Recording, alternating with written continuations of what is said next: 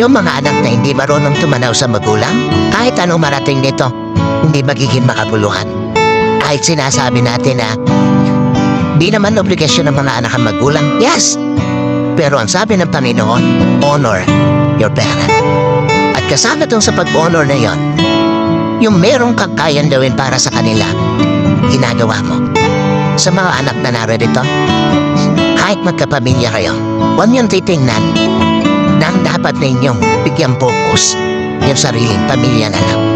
Hanggat nabubuhay ang mga magulang ninyo, iparamdam ninyo na kaya ninyo silang i-honor in all aspect ng buhay. Huwag kayong iiyak sa kanilang libing dahil marami kayong regrets. No, that is hypocrisy. Wala kayong kwentang anak kung iiyak lang kayo sa kanilang lamay. Pero nung nabubuhay, hindi mo ginawa yan dapat mong gawin para sa kanila.